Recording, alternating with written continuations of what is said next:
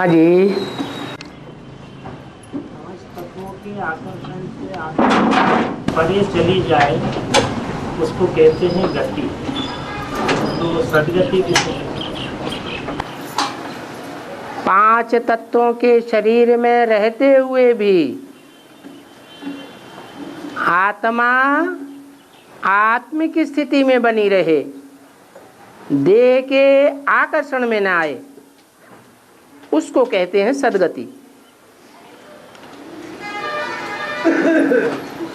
सद माने सच्ची, और सच्ची गति को सिर्फ तुम 33 करोड़ देवताएं ही पाते हो। 33 करोड़ भी न कहें,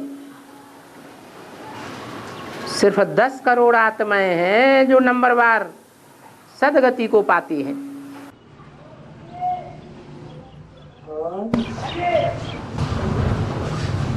एक पॉइंट है मुझे में, मैं कभी कोई में भी आपको दृष्टि दे सकता हूँ, परंतु ऐसे कभी नहीं समझना चाहिए, ऐसे कभी नहीं समझना चाहिए कि बाप सर्वव्यापी या मैं सर्वव्यापी।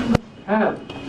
कोई बच्चे में प्रवेश करके ज्ञान देता हूँ, कोई बच्चे में प्रवेश करके दृष्टि देता हूँ, पर कोई बच्चों में तो ये ना समझे कौन से कि मेरे में बाप आते हैं, क्योंकि किसी के कल्याणार्थ इसमें प्रवेश करना पड़ता है। मैं मदद देता हूँ, बच्चे खुद भी समझते हैं, पता नहीं आज। अरे कथा बंद करो, क्या पूछना चाहते हो सो तो बताओ। इसका अर्थ क्या हुआ कि कोई बच्चों में आके दृष्टि देता हूँ। हाँ, तो क्या अर्थ है इसका? माना बच्चे सर्विस नहीं करते हैं, तमो प्रधान बच्चे हैं। तमो प्रधान आत्माएं सर्विस करेंगी या सतो प्रधान आत्मा सर्विस करेगी? तो बच्चे तो सारे ही तमो प्रधान हैं।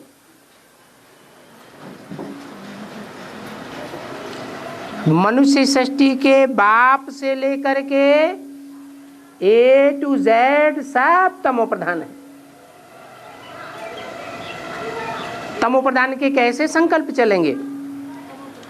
तामसी संकल्प चलेंगे, वाचा भी तामसी निकलती है, कर्मणा भी तामसी ही होगी। तो बाप कहते हैं कि सर्विस तो सिर्फ सात्विक आत्मा ही करती है, जिसको कहते हैं सदाशिव। और सदाशिव संगम युग में जब आते हैं तो सदा अर्थात मुकर्रर रूप से किस में प्रवेश करते हैं? है मुकर्रर माने सदा।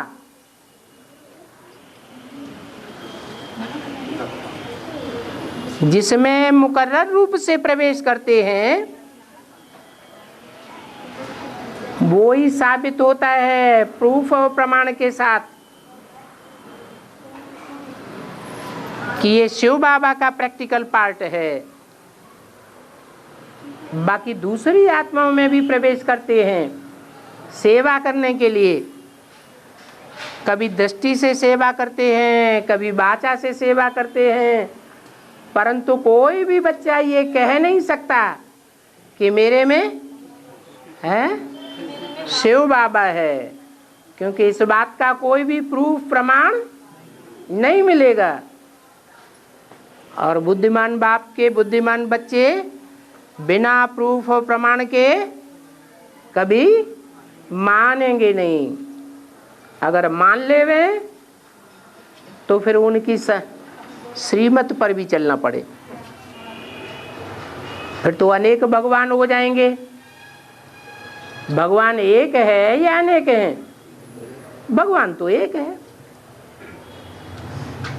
और पेड़ पौधों में भी आत्मा होती है, लेकिन उनकी जड़त्व में बुद्धि है। तो ये आत्माएं भी सभी अनगिनत आत्माएं हैं, ये सभी भी परम धाम में निवास करती हैं। जो जितनी सूक्ष्म बुद्धि आत्मा होगी वो परम धाम में उतना ही परे ते परे स्टेज में, पृथ्वी से उतना ही परे ते परे स्टेज में रहेगी। और जो जड़त्वमयी आत्माएं होंगी नंबर वार, वो उतना ही पृथ्वी के नजदीक रहेंगी सब परम धाम में। 5 तत्वों वाली वायुमंडल वाली पृथ्वी के आकर्षण में नहीं रहेंगी, लेकिन कोई पृथ्वी के नजदीक रहेंगी और कोई पृथ्वी से एकदम परे रहेंगी। पृथ्वी के आकर्षण से सबसे जास्ती परे रहने वाली आत्मा कौन सी है? शिव बाप। उसके बाद इस मनुष्य सृष्टि का पिता, उसके बाद है, उसके बाद अष्टदेव। जैसे कि माला बनती है, फर्स्ट क्लास माला, सेकंड क्लास माला, थर्ड क्लास माला, तो बुद्धि योग के हिसाब से माला बनती है या ऐसे ही बन जाती है? जितना जितना तीक्ष्ण बुद्धि योग है, जितना चैतन्य बुद्धि होने के कारण बाप की पहचान होगी, उतना ही नजदीक रहेंगे बाप के। और जड़त्वमयी पृथ्वी और उससे लगे रहने वाले 5 तत्वों के परे होगी। ये नियम है बुद्धि योग का। और हमारे गांव के पास एक बड़ा डैम बन रहा है, जिसमें 84 गांव डूबने वाले हैं। भारत में सबसे बड़ा डैम है, इसका बेहद में क्या है? शिव बाबा भी एक बड़ा डैम बना रहे हैं।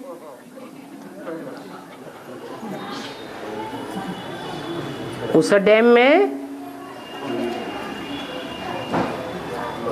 जो 84 जन्म लेने वाले हैं वो भी डूबेंगे।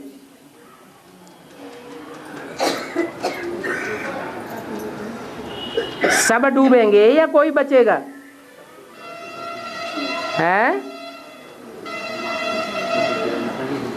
है कोई बचेगा या सब डूब जाएंगे?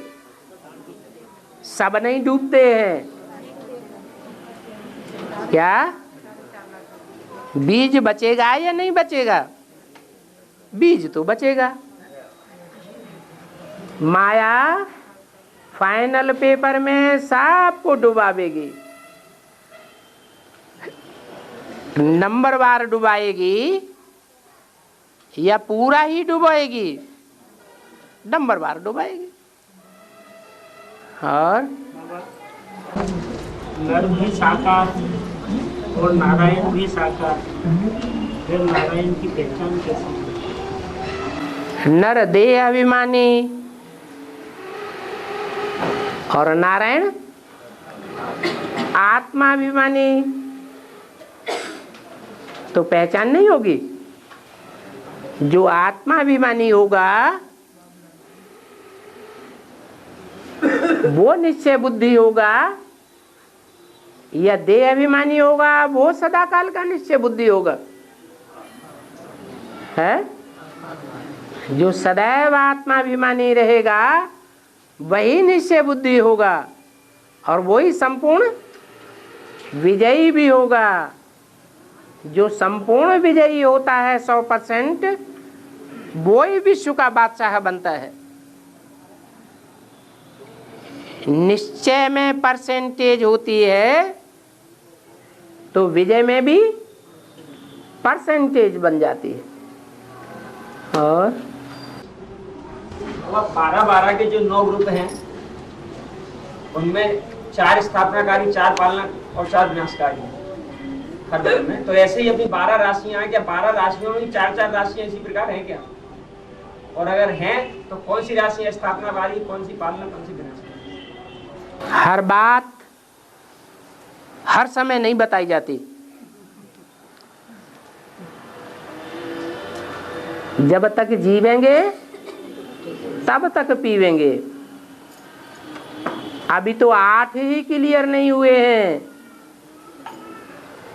जो स्थापनाकारी और पालनाकारी हैं। तो विनाश करना बड़ी बात है, स्थापना करना बड़ी बात है, या पालना करना बड़ी बात है? मेहनत ज्यादा किस में है? स्थापना में बड़ी मेहनत है। सबको एक जैसी पालना मिले, इसमें भी मेहनत है। मकान बनाने में मेहनत है या गिराने में मेहनत है? बनाने में मेहनत है। तो जिस कार्य में जितनी ज्यादा मेहनत है उतनी ज्यादा प्राप्ति है। गिराने का काम इंजीनियर करेंगे या मजदूर करेंगे? ज्यादा पेमेंट किसको मिलता है? इंजीनियर को ज्यादा पेमेंट मिलता है। परीक्षाएं पास की है ना, तो यहाँ भी ईश्वरीय पढ़ाई है, इसमें ऊंची ऊंची परीक्षाएं हैं।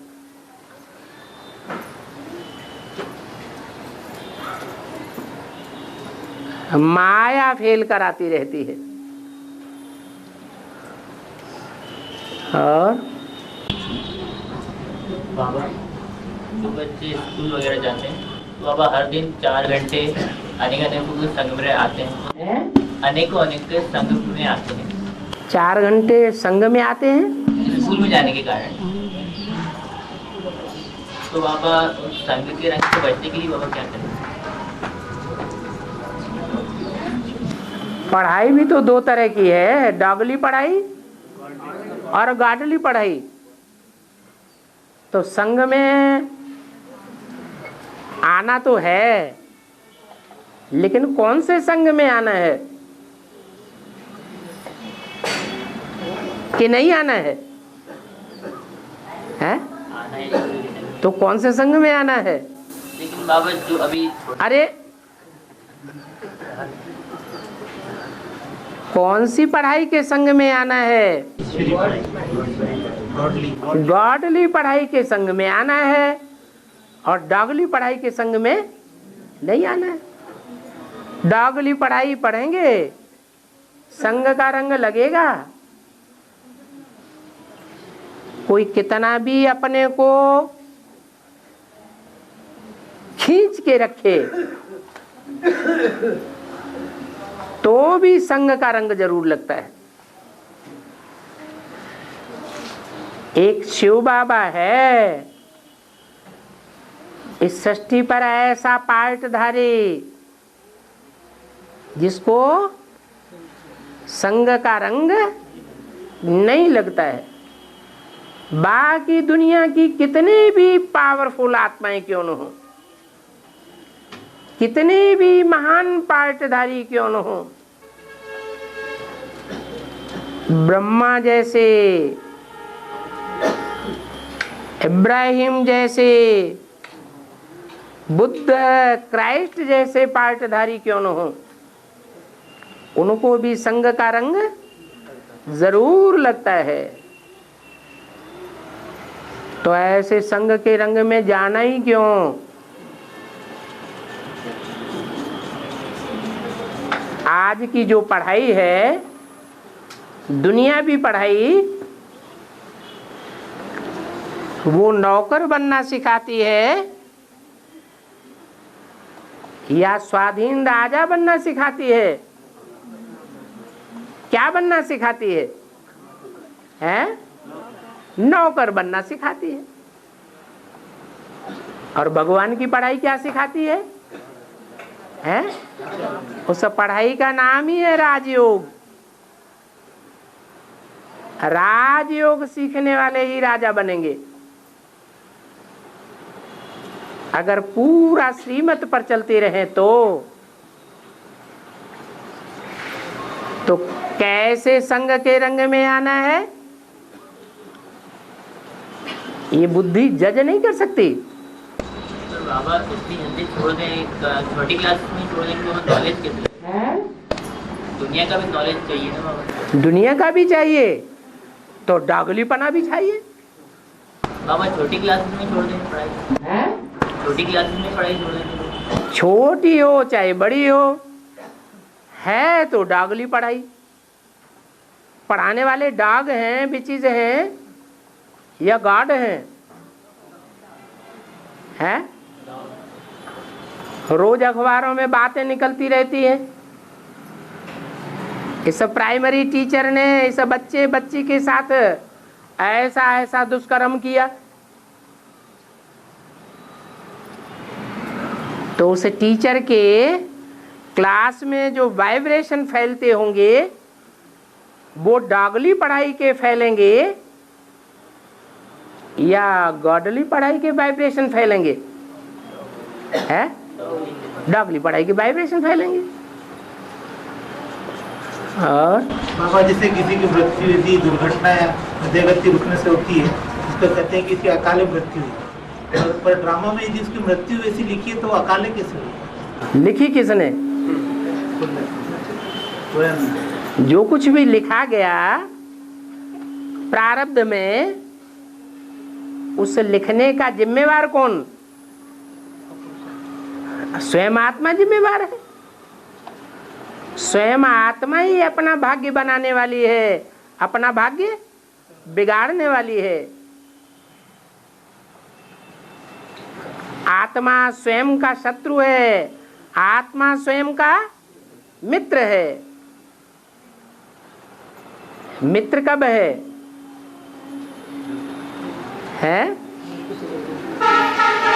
मित्र तब है जब संगम युग में आए हुए बाप को पहचान कर बाप को फॉलो करती है,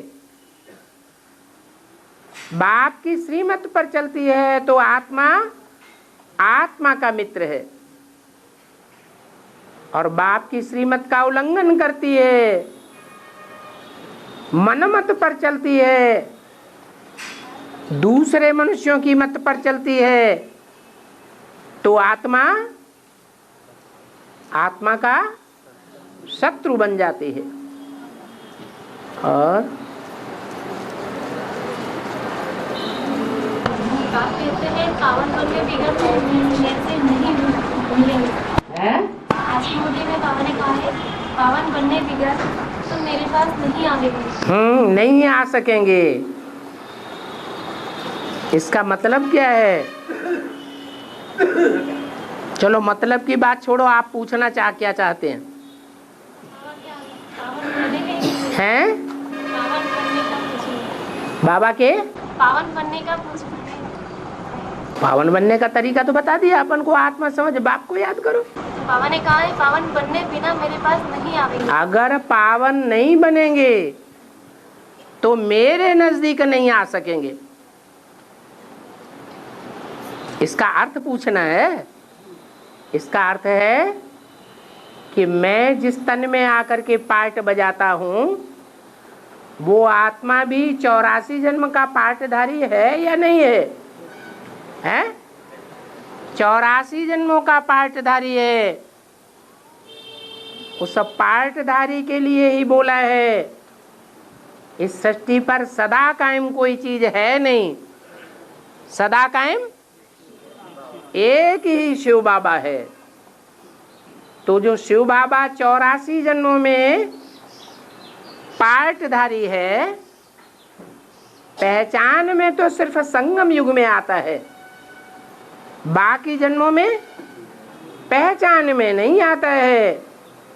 फिर भी इतना तो पक्का है कि कुछ आत्माएं उसके जन्म जन्मांतर नजदीक पाटदारी रहेंगी और कुछ आत्माएं नजदीक न रहकर दूर होती जाएंगी। इसलिए बोला, क्या बोला? पावन बनेंगे तो मेरे नजदीक आवेंगे और पावन नहीं बनेंगे तो जन्म जन्मांतर मेरे से दूर रह करके पाठ बजावेंगे। जब दूर रह करके पाठ बजावेंगे तो औरों का संग लगेगा या बाप का संग लगेगा? हैं? औरों का संग लगता रहेगा।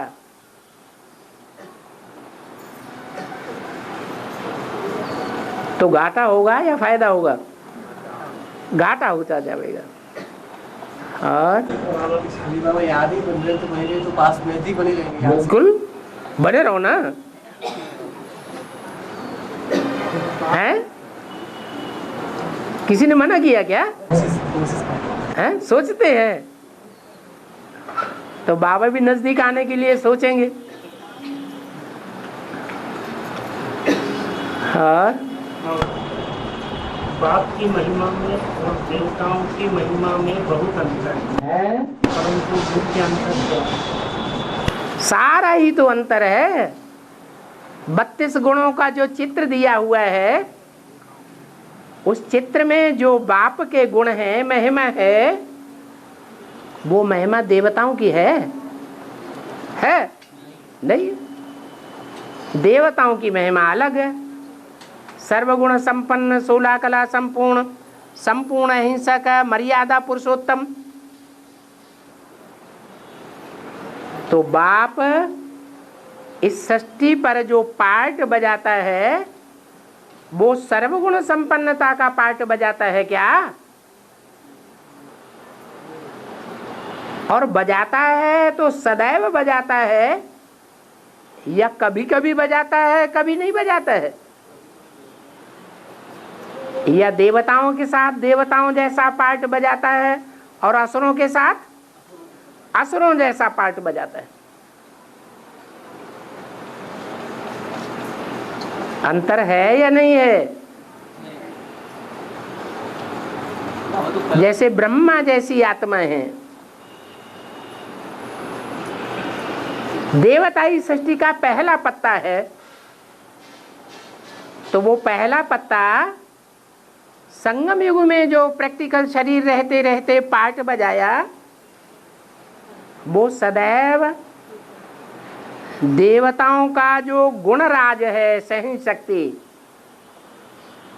सारा जीवन उस गुण को धारण करके पार्ट बजाया, या कोई बच्चे को दुख भी दिया? सुख ही दिया। कोई पच्छड़ माल क्यों न सामने आ गया हो, कोई हत्यारा बन करके हथियार लेकर के हत्या करने के लिए सामने क्यों ना आया हो, उसने भी क्या अनुभव किया है? सुखदाई का अनुभव किया। तो ऐसी आत्माएं जो ब्राह्मणों की दुनिया में 10% की स्टेज में होंगी, कम ही कहें, वो आत्माएं देवता वर्ण की आत्माएं हैं, बहुत थोड़ी आत्माएं हैं और उनमें भी नंबरवार हैं। कोई सतयुग के पहले जन्म में पहले पहले आवेंगी और कोई बाद में आवेंगी। वो देव आत्माएं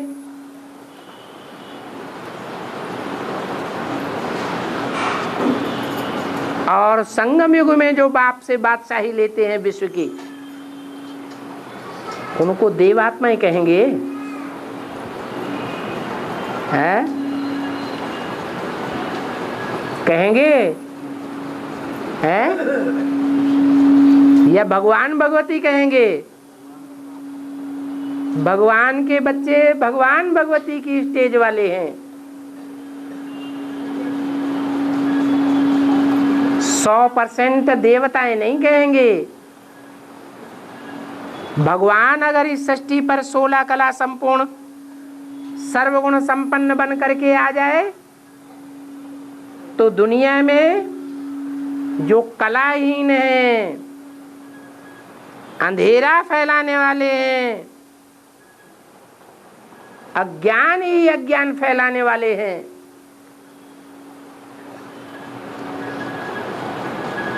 गुण नाम की चीज ही नहीं है, अवगुण ही अवगुण भरे पड़े हैं,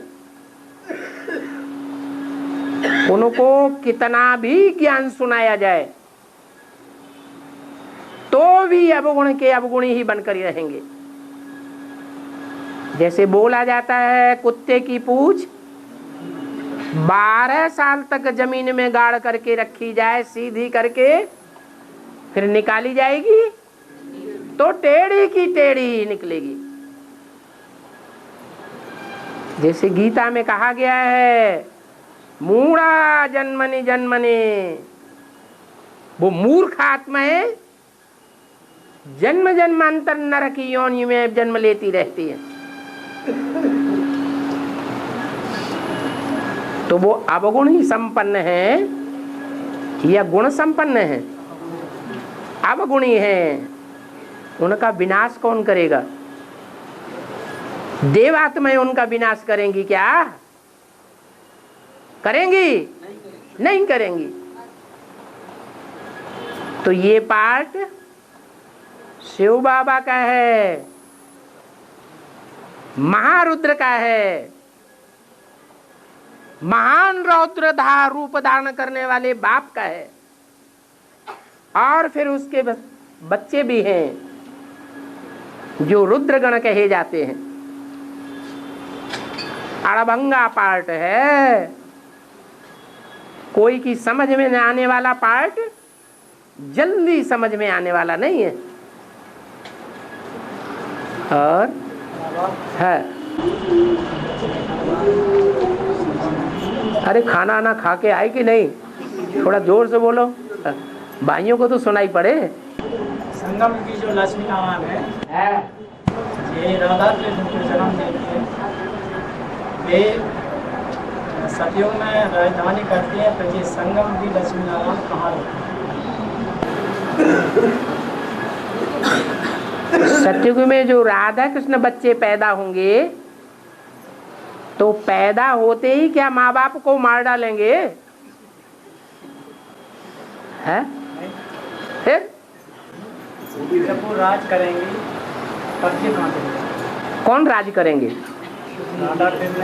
राधा कृष्ण तो जब बड़े होंगे तभी तो राज्य करेंगे, या पैदा होते ही राज्य करने लग पड़ेंगे? तब तक कौन संभालेगा?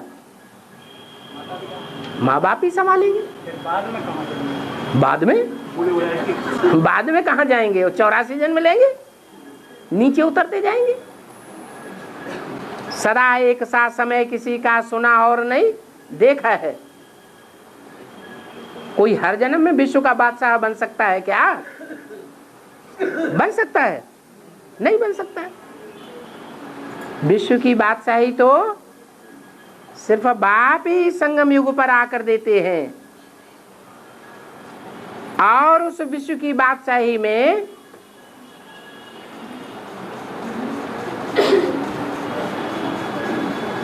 नंबरवार बच्चे सहयोगी बनते हैं।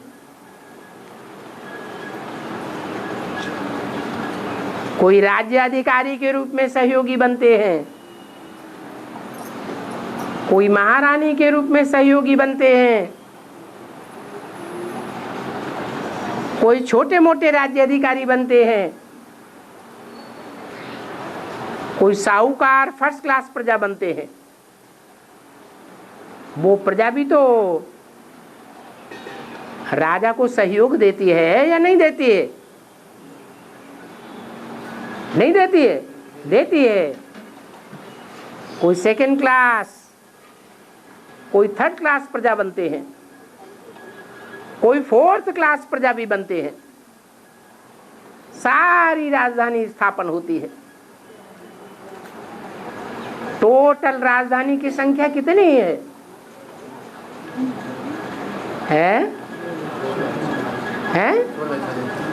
टोटल राजधानी की संख्या मन राजपद पाने वाले ही राजधानी में होते हैं, प्रजा वर्ग के नहीं होते। प्रजा भी तो राजधानी में होती है या नहीं होती है? होती है।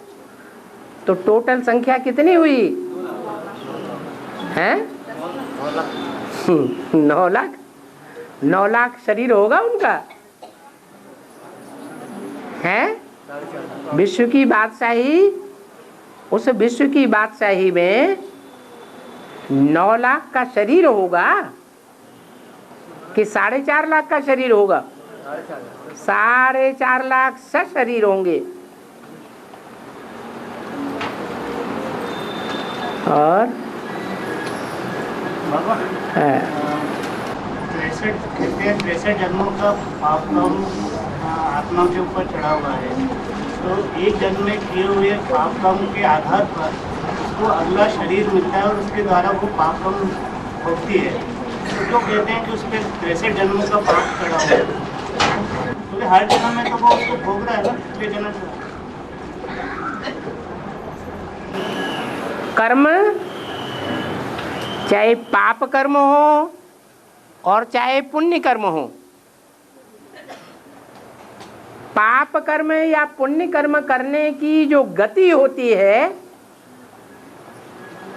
वो एक जैसी होती है, या कोई के पाप कर्म करने की गति बड़ी तीव्र होती है। एक ही जन्म में सैकड़ों हत्याएं कर देते हैं, और कोई के पाप कर्म करने की बहुत धीमी गति होती है। डरते डरते पाप कर्म करते हैं।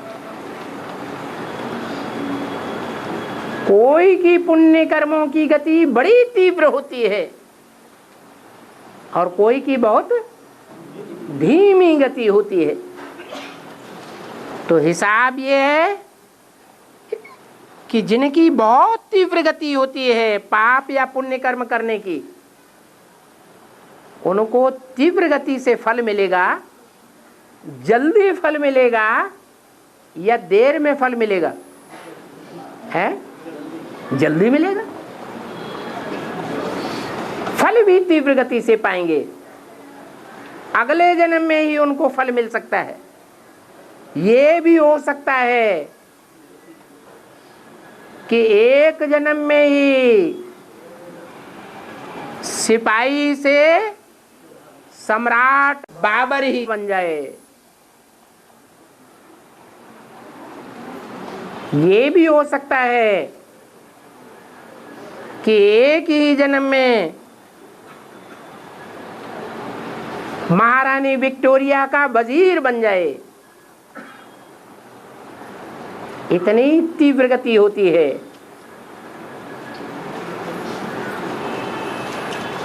तो ये कोई जरूरी नहीं है कि जो भी कर्म करते हैं वो अगले जन्म में फलदायी हो जाते हैं। नहीं, जिनकी पाप कर्म करने की बहुत धीमी गति होती है, उनके पाप कर्मों का खमाजा हो सकता है कि इकट्ठा होते होते जन्म जन्मांतर 84वें जन्म में आकर के फल देवे।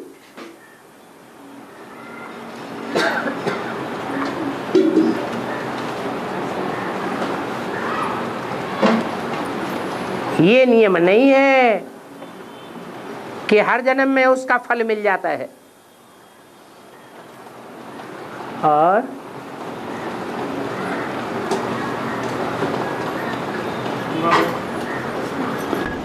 अभी तुमको अतीन्द्रिय सुख भासता है, तब भासता है जब हमने तुमको इनाम नहीं दिया। अब भाषा है जब हमने उनको अडॉप्ट किया। हाँ ये 66 की वाणी ब्रह्मा से चली है, हाँ लेकिन अतीन्द्रिय सुख का गायन तो अंत का है। हैं? अतीन्द्रिय सुख का गायन तो अंत का अंत का है। तब तो अतीन्द्रिय सुख लेंगे। हाँ हाँ बोलो। अब भाषा है जब हमने तुमको अडॉप्ट किया। तो अडॉप्ट किया है? अरे बाप ने अडॉप्ट किया है, तुमने अप्लाई किया है या बाप ने भी अडॉप्ट कर लिया है? अप्लाई किया है। बाप तो जानते हैं अभी भी निश्चय अनिश्चय के चक्र में आते रहते हैं। आद निश्चय रूपी जन्म में आते हैं और कल अनिश्चय रूपी मृत्यु हो जाती है। तो क्या मुर्दों को अडॉप्ट करें?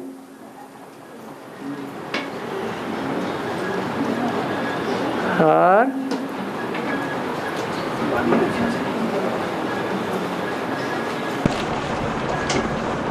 बाली तो 66 में चला ही है? बाली तो 66 की है। तो क्या हुआ? अप्लाई किया। बाप की बात बताई, 66 की है तो क्या अम्मा की बात थोड़ी बताई?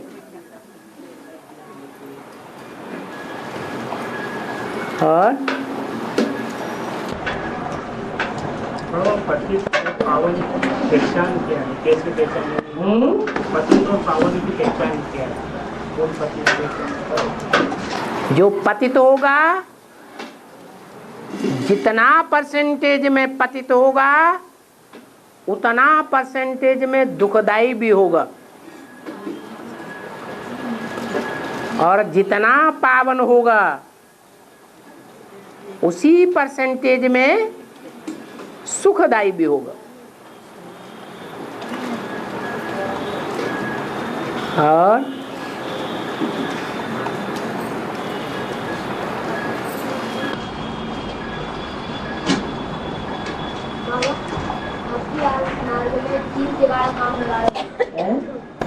मार्ग में 3 तिगाड़ा काम लगाए, लेकिन 5 को क्यों शुभ माना?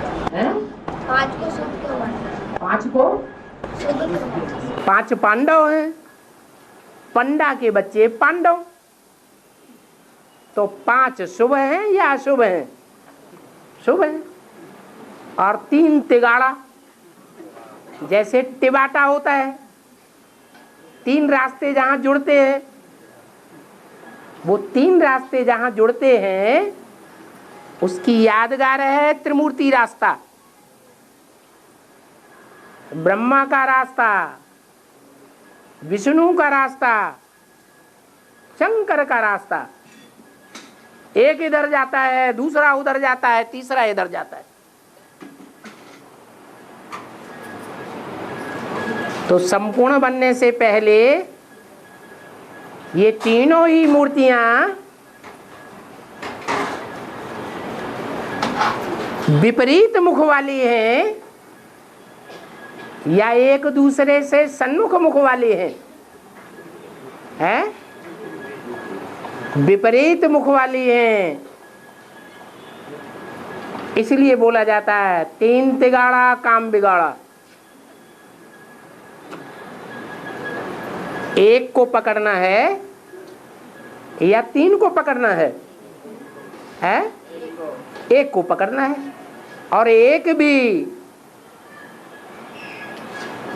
ऊंचते ऊंच को पकड़ना है या मध्यम को पकड़ने से काम चलेगा या नीचे वाले को पकड़ने से भी काम चल जाएगा?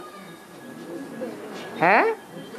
ऊंचते ऊंच को पकड़ेंगे 3 में से तो काम बिगड़ने का सवाल नहीं है। थोड़े समय के लिए देखने में भला आवे कि अरे ये तो लंगोटिया बना दिया,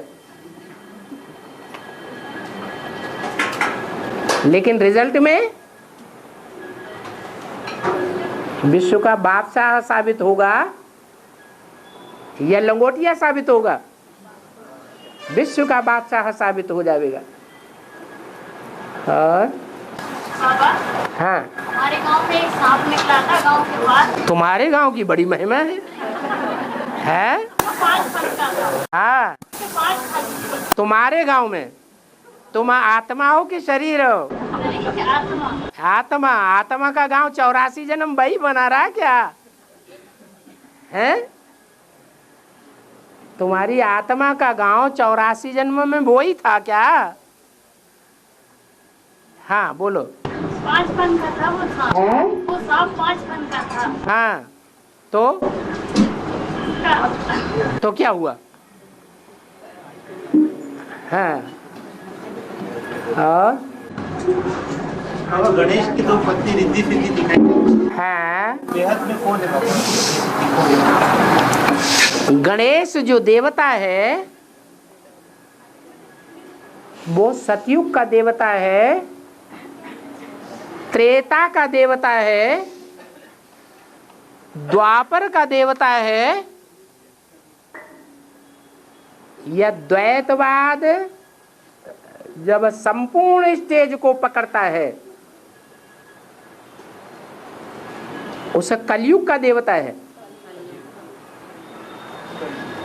तो समझ में आया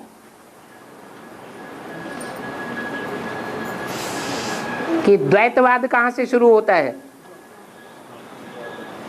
द्वापर से शुरू होता है। और द्वापर में जो धर्म भारतीय धर्म बनते हैं वो द्वापर के आदि से लेकर मध्य तक सात्विक स्टेज में रहते हैं। इसलिए वहां 2 पत्नी की बात नहीं है देवता वर्ण की आत्माओं के लिए जो भारतीय धर्म में कन्वर्ट होती हैं। परंतु वही आत्माएं जब द्वैतवादी द्वापर के तामसी स्टेज में आती हैं, माने कलयुग जब शुरू होने वाला होता है तो विविचार में गिर जाती हैं। जैसे बौद्ध धर्म पहले सात्विक स्टेज में था, बाद में बौद्ध धर्म की राजाई चट हो गई। बौद्ध धर्म में भी सन्यास है,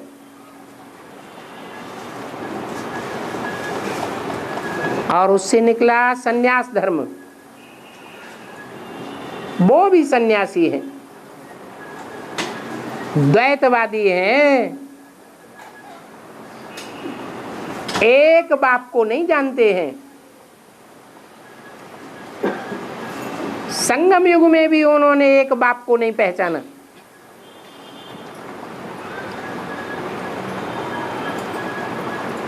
तो गणेश कोई एक होता है, अर्जुन कोई एक होता है, युधिष्ठिर कोई एक होता है, द्रौपदी कोई एक होती है, या नंबरवार अनेकों के पार्ट हैं? नंबरवार अनेकों के पार्ट हैं। शिव का बच्चा शंकर है, दोनों में ऊंचा कौन है? ऊंच पार्टधारी कौन है? शिव। और नेक्स्ट टू गॉड शंकर है। फिर शंकर के जो बच्चे पैदा होंगे वो बाप से ऊंच पार्टधारी होंगे या नीच पार्टधारी होंगे? हैं? नीच पार्टधारी होंगे।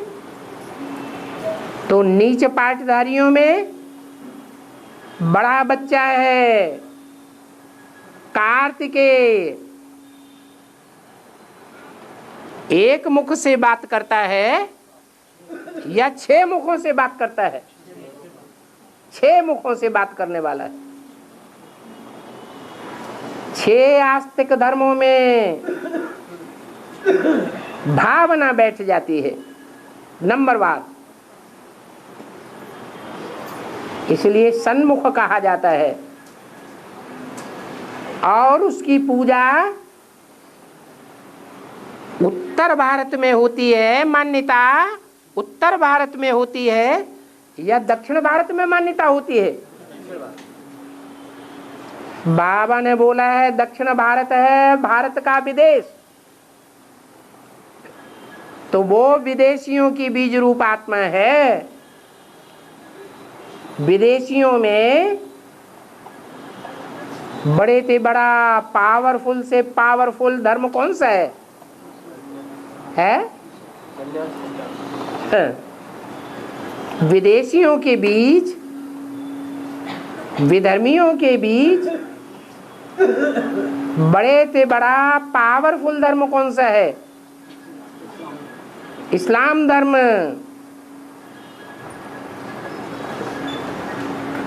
वो इस्लाम धर्म निवृत्ति मार्ग वाला है या प्रवृत्ति मार्ग वाला है? निवृत्ति मार्ग वाला है, प्रवृत्ति में टिकता ही नहीं। प्रवृत्ति में टिकता है क्या? है? टिकता है? नहीं टिकता। तो जो प्रवृत्ति में न टिकने वाला संन्यास धर्म अव्वल नंबर का है, सभी विधर्मियों के बीच, विदेशियों के बीच उसका बीज है कार्तिकेय।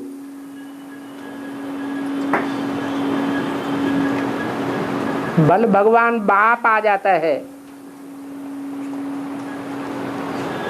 बाप को पहचानता भी है, पहले पहले पहचानता है, लेकिन पहचानने के बावजूद भी जल्दी विस्मृति में आ जाता है, क्योंकि बाप को फॉलो नहीं करता। कार्तिकेय बाप को फॉलो करता है या छोटा बच्चा गणेश फॉलो करता है? गणेश फॉलो करता है। बाप प्रवृत्ति मार्ग का तो गणेश भी प्रवृत्ति मार्ग का, और कार्तिकेय प्रवृत्ति मार्ग को छोड़ देता है। भारतवासियों की सेवा करता है या विदेशियों विधर्मियों की सेवा करता है? विदेशियों विधर्मियों की सेवा करता है। तो दो बच्चे हैं, शिव को एक बच्चा, गॉड इज वन, तो गॉड का बच्चा भी वन कहा जाता है। परंतु जो वन बच्चा है वो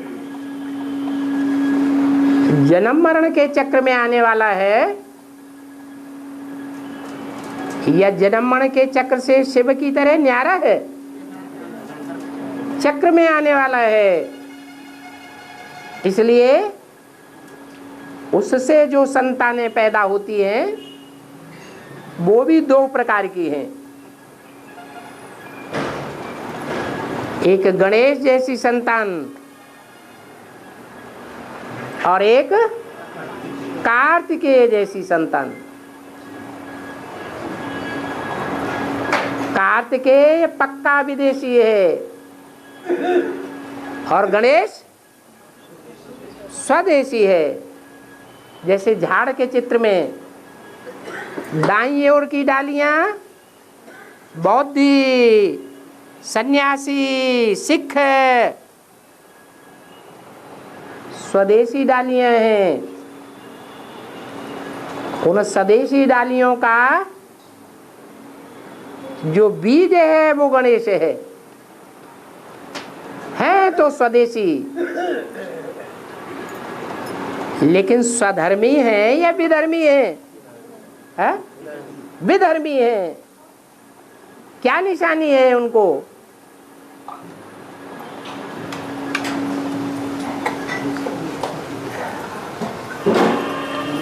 क्या निशानी दिखाइए?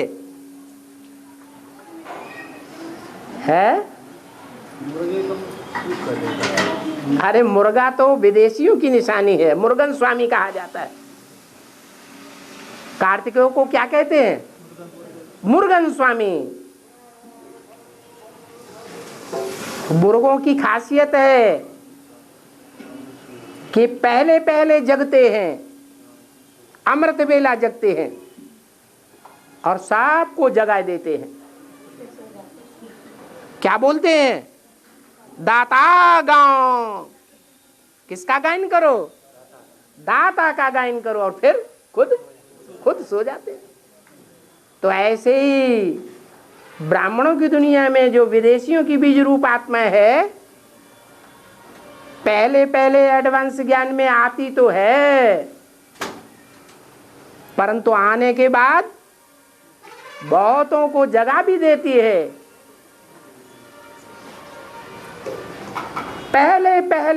पहला लिटरेचर छपाने वाली वही आत्मा है एडवांस का,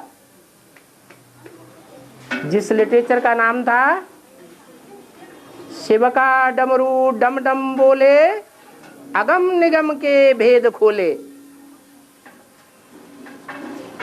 9 पेज का आर्टिकल एक ही रात में लिख करके और सभी ब्रह्मा कुमारी आश्रम में दूसरे दिन तकसीम कर देती है।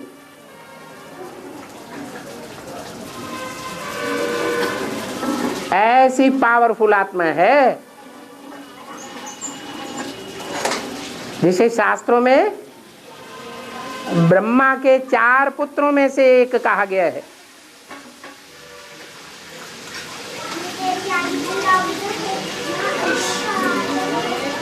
तो दूसरों को जगा तो देती है, लेकिन खुद सो जाती है। तो कौन सा प्राणी हुआ है? मुर्गा हुआ। इसलिए शास्त्रों में जितने भी सीरियल दिखाए गए हैं पौराणिक, उन पौराणिक सीरियल्स में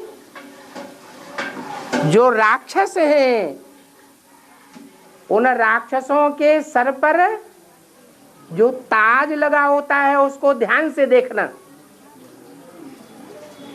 उस ताज में किसका पंख लगा होता है? मुर्गे का पंख लगा होता है। इसलिए उन विदेशियों, उन राक्षसों के रचयिता बाप को उनका बीज कहा गया है। जैसा काम है वैसा नाम। क्या नाम? सुब्रमण्यम स्वामी भी कहते हैं, लेकिन दूसरा नाम मुरुगन स्वामी भी कहते हैं।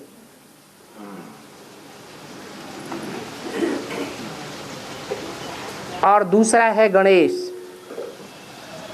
गण माने समूह। किसका समूह है? देवताओं का समूह। जो देवताओं का समूह है वो सतयुग, त्रेता, द्वापर में जन्म लेते लेते कलयुग के आदि में जब आता है तो वही गणेश की आत्मा जो सभी देवताओं का मूल है।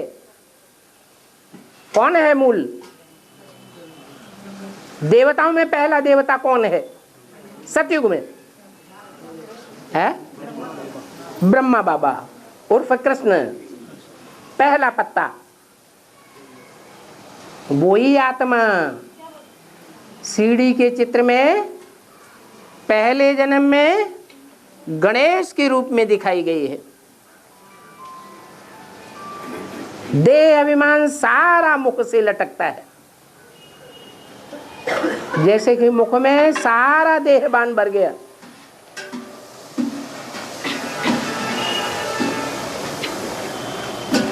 उसको रूप भी वही दिखाया है जो संगम युग में फिल्म आया है। संगम युग में शूटिंग की है। क्या शूटिंग की है? उस आत्मा ने संगम युग में क्या शूटिंग की? कौन सी इंद्रिय की सबसे जास्ती शूटिंग की है? अरे जितने भी इंद्रियां हैं, ज्ञान इंद्रियां, कर्म इंद्रियां, उन इंद्रियों में कौन सी इंद्रिय की सबसे जास्ती शूटिंग की? कान की, तो गणेश के कान बहुत बड़े बड़े दिखाते हैं। जरूर सबसे जास्ती ज्ञान किसने सुना है? सबसे जास्ती भी सुना, और सबसे पहले इनके कान सुनते हैं। किनके? ब्रह्मा के। तो बड़े बड़े कान दिखाए गए हैं, और माथा छोटा है या चौड़ा है? माथा भी बड़ा चौड़ा है।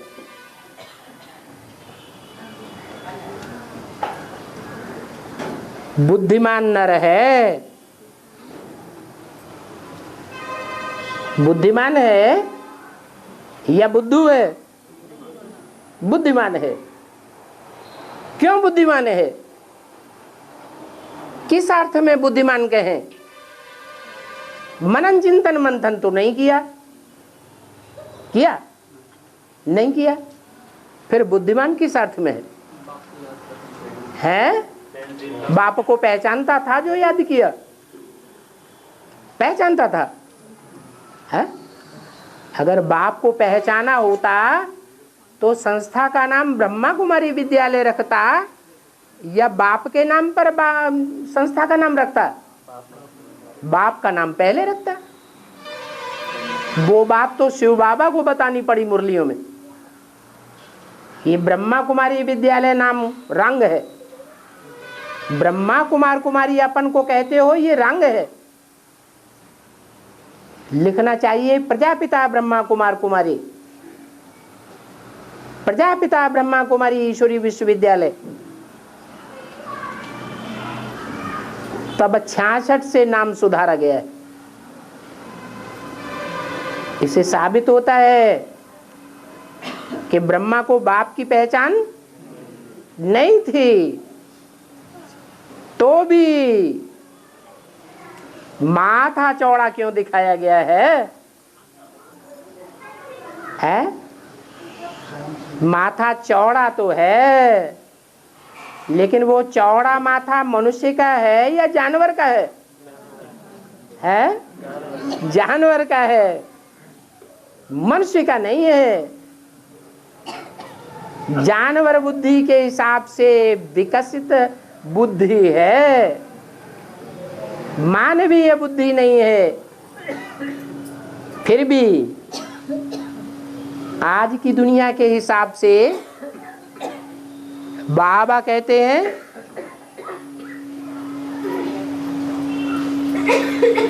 मनुष्य बदतर है या जानवर बदतर होते हैं? बंदर सबसे नीचे कहे जाते हैं, लेकिन बाबा ने बोल दिया आज के मनुष्य है जानवरों से भी बदतर है। तो वो जानवर अच्छे हुए या मनुष्य अच्छे हुए? जानवर अच्छे हुए। तो वो अच्छाई के हिसाब से वो आत्मा जन्म जन्मांतर का ज्यादा सुख भोगने वाली है या राम वाली आत्मा ज्यादा सुख भोगने वाली है?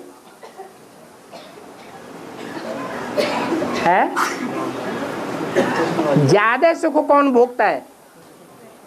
राम वाली आत्मा या कृष्ण वाली आत्मा? कृष्ण वाली आत्मा ज्यादा सुख भोगती है। राम वाली आत्मा बुद्धि की विशालता होने के कारण संगम युग में भी सारा संगम युग संघर्ष करती है।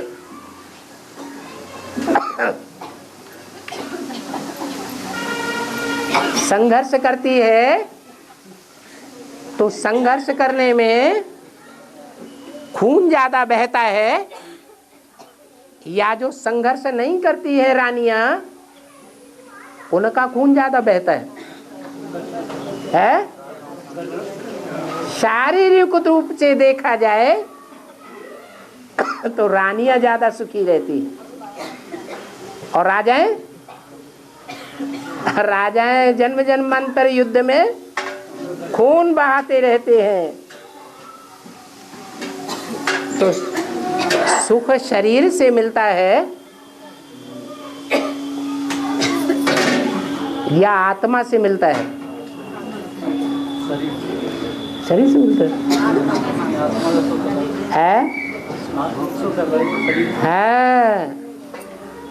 राम वाली आत्मा आत्मिक सुख लेती है। जो विजय का सुख है वो दुनिया का सबसे बड़ा सुख है। और कृष्ण वाली आत्मा अथवा कृष्ण के जो भी फॉलोअर्स हैं, शुद्ध चंद्रवंशी हैं, वो कौन सा सुख लेते हैं? जन्म जन्मांतर है शरीर का सुख लेते हैं। तो गणेश को जानवरियत का चौड़ा माथा दिखाया है। भारत की जो महिमा होती है वीरता के हिसाब से, वो मानवीय महिमा है या जानवरियत की महिमा है?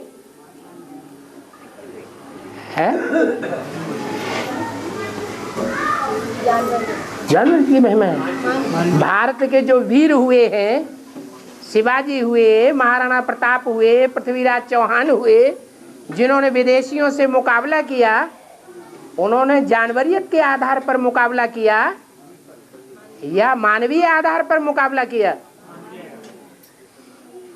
तो कैसे कहती है?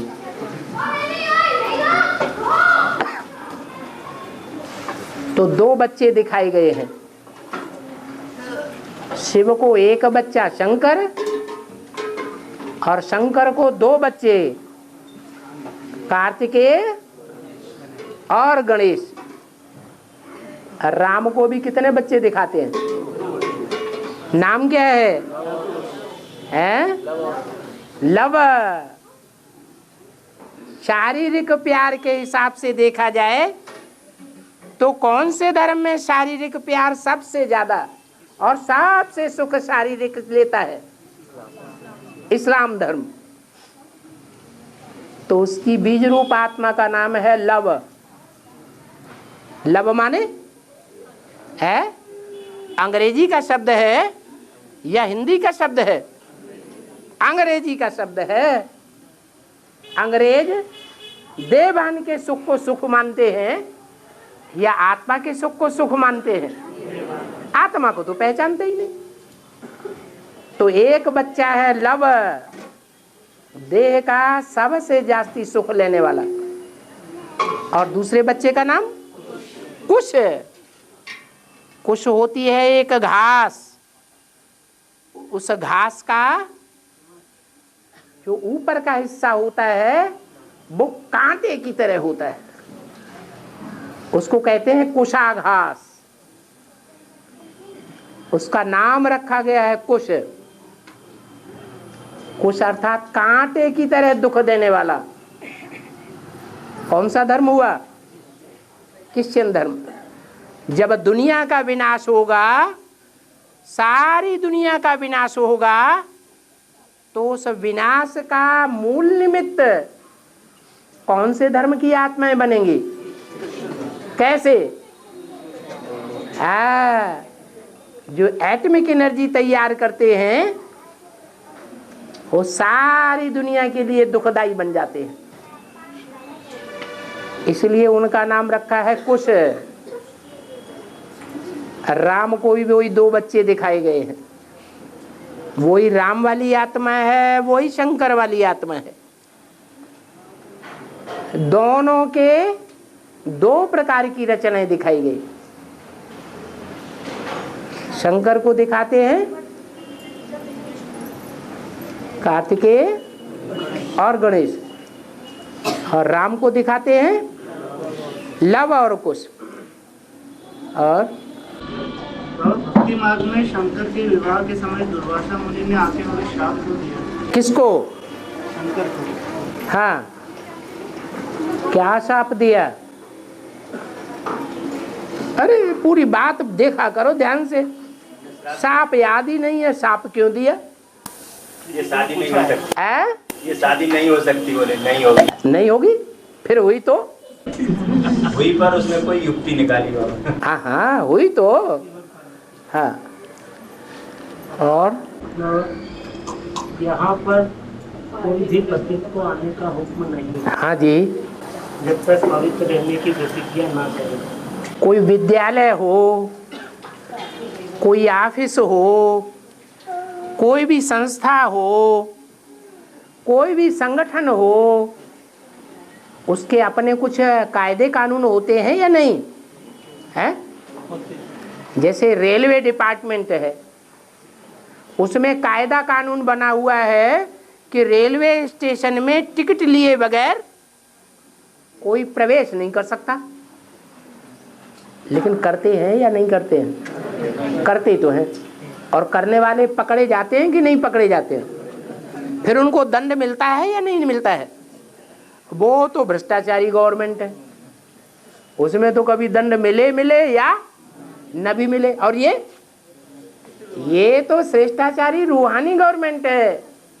यहाँ तो निश्चित है कि जो जैसा करेगा उसको वैसा फल मिलेगा जरूर। ऐसा न समझे कि देखें हम भिखारी होकर के जाते हैं, जो भगवान बना बैठा है वो उल्लू का पट्टा हमें पहचानता है कि नहीं पहचानता। लेकिन बाबा ने मुरली में क्या बोला? क्या बोला? यहाँ कायदा नहीं है। क्या कायदा नहीं है? कि कोई भिखारी आकर के बैठे। लेकिन बैठते हैं, बैठते हैं कि नहीं बैठते? आकर बैठते हैं। तो फिर दंड के भागी बनेंगे या नहीं बनेंगे? हैं? बनेंगे। ऐसे नहीं है कि दंड के भागी न बने। आकर के बैठते हैं और बैठने के बावजूद वातावरण खराब करते हैं या अच्छा बनाते हैं? हैं? वातावरण भी खराब करते हैं। तो डिससर्विस करते हैं या सर्विस करते हैं? हैं? डिससर्विस ही करते हैं। तो डिससर्विस करने का भी दंड मिलेगा या नहीं मिलेगा? एक तो श्रीमत उल्लंघन करने का दंड मिलता है और दूसरा डिससर्विस करने का दंड मिलता है। बाबा हाँ। जिन आत्माओं ने 96 भक्ति की है, हैं? 96 में उन आत्माओं का स्टाम्प पेपर पर निश्चय पत्र नहीं बना। बिना बना नहीं है स्टाम्प पे, सारा कागज में निश्चय पत्र बनता था पहले। हाँ। मैंने कि बाहर किसी मधुबन में जाते तो पहले मांगती है हाँ। निश्चय पत्र एफिडेविट पे बनवाना है कि नहीं? हाँ बनवा लो। तो और में तो बहनों ने मना किया। हाँ क्यों मना किया? कि यहाँ नहीं बनेगा। दिल्ली हेड ऑफिस में जाओ, वहाँ पुराना आपका जो निश्चय पत्र है उसकी कॉपी मिलेगी। उस पुराने निश्चय पत्र की कॉपी के आधार पर आपको नया एफिडेविट बना के दे दिया जाएगा। हाँ। और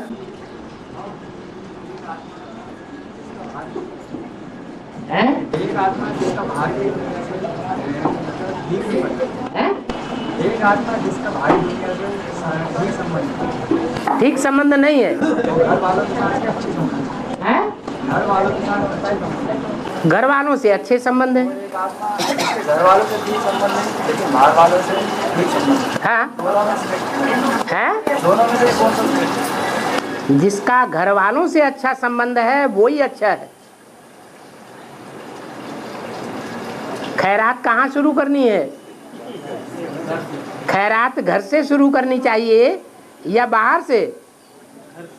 स्नेह का दान देना है तो घर वालों को पहले देना है या बाहर वालों को पहले देना है? घर वालों को पहले स्नेह का दान देना है। घर के बच्चे भूखे मरते रहे और बाहर वालों को खैरात बांटते रहे तो भगवान प्रसन्न हो जाएगा? है? नहीं होगा। ओम शांति। बस बस बस बस।